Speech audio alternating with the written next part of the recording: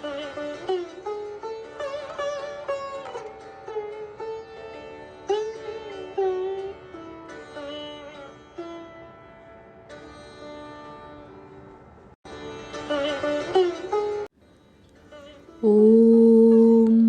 यथाग्नेर्दाहिका शक्ति रामकृष्णे स्थिता हिया सर्वविद्यास्वरूपां तां शारदां প্রণমাম্যহম।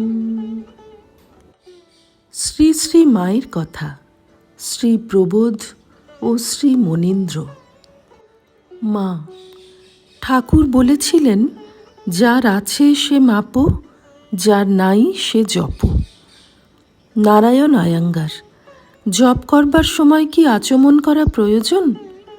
মা, হ্যাঁ, ঘরে হলে আসন আচমন প্রয়োজন। রাস্তায় বা অন্যত্র পথে ঘাটে নাম করলেই হবে। নারায়ণ আয়াঙ্গার। শুধু নাম, মন্ত্র জপ নয়? মা, হ্যাঁ, মন্ত্র জপও করবে বৈকি, তবে মন স্থির করে একবার ডাকলে লক্ষ্য জপের কাজ হয়। নতুবা সারাদিন জপ করছে কিন্তু মন নেই, তাতে ফল কি? মন চাই, তবে তাঁর কৃপা। নারায়ণ আয়াঙ্গার। আমি যা করছি তাতেই হবে না আরও প্রয়োজন? মা, যা করছো তাই করো, তুমি তো তাঁর কৃপাপাত্র আছোই। নারায়ণ আয়াঙ্গার। 2-3 দিন সরলভাবে ডাকলে দর্শন পাওয়া যায়, এতদিন ডাকছি দর্শন হয় না কেন? মা, হ্যাঁ, হবে বৈকি।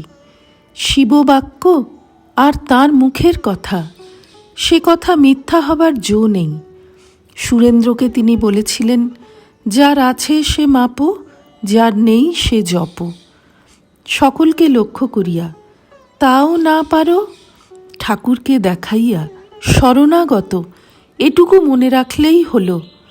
আমার একজন দেখবার আছেন, একজন মা কি বাবা আছেন। নারায়ণ আয়াঙ্গার। আপনি বলছেন তাই আমার বিশ্বাস। রাধুর একটি সন্তান হইয়াছে, সন্তান হইবার পর হইতেই রাধু শয্যাগত। তাহাকে খাওয়াইবার সময় হইয়াছে, তাই মা এবার উঠিবেন। মা, এখন রাধুকে খাওয়াতে যাব। ভক্তেরা প্রণাম করিয়া উঠিতেছেন। নারায়ণ আয়াঙ্গার শ্রী শ্রী মায়ের পাদপদ্মে মস্তক স্পর্শ করিয়া প্রণাম করিতেছেন। মা মাথায় হাত দিয়া আশীর্বাদ করিলেন। মনীন্দ্র প্রণাম করিবার সময় মা বলিলেন, বৌমার কি বিশ্বাস, অর্থাৎ মনীন্দ্রের মার। কাশীতে যেতে বলাই বলেছিল, এই আমার কাশী, আমি কোথাও যাব না। মনীন্দ্রের মা শ্রী শ্রী মায়ের কাছে থাকিতেন। 1 বৎসরের উপর হইল তাহার দেহত্যাগ হইয়াছে। তিনি শ্রী শ্রী মায়ের খুব সেবা করিয়াছিলেন। মা তাহাকে বলিয়াছিলেন, আমার এখানে কেউ বেশি দিন থাকতে পারেনি, কেদারের মা ছিল আর তুমি আছো। সন্ধ্যা হয় হয় এমন সময় সংবাদ আসিল, মাকুর ছেলের অবস্থা খুবই খারাপ। শুনিয়া মা অতিশয় উদ্বিগ্না হইলেন। ব্রহ্মচারী বরদাকে বলিলেন, পালকি ঠিক করে রাখো, কাল সকালেই আমি যাব, যদি ছেলে ততক্ষণ বেঁচে থাকে। সকালেই আমাকে সংবাদ এনে দেবার কি হবে? মনীন্দ্র। আমি ও সাতু খুব ভোর ভোর সংবাদ এনে দেব। একটু পরেই বৈকুণ্ঠ মহারাজ জয়রামবাটি হইতে ফিরিলেন।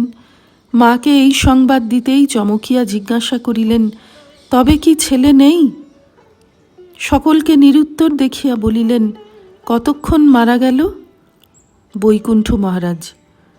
5:30টার সময়। মা, এখন গেলে দেখতে পাবো? বৈকুণ্ঠ মহারাজ। না মা, নিয়ে গেছে। মা খুব কাঁদিতে লাগিলেন। একটু থামছেন তো আবার কাঁদছেন। স্বামী কেশবানন্দ মাকে সান্ত্বনা দিবার চেষ্টা করাতে মা কাঁদিয়া বলিলেন, কেদার গো, আমি ভুলতে পারছি না। শ্রী রামকৃষ্ণার্পণমস্তু।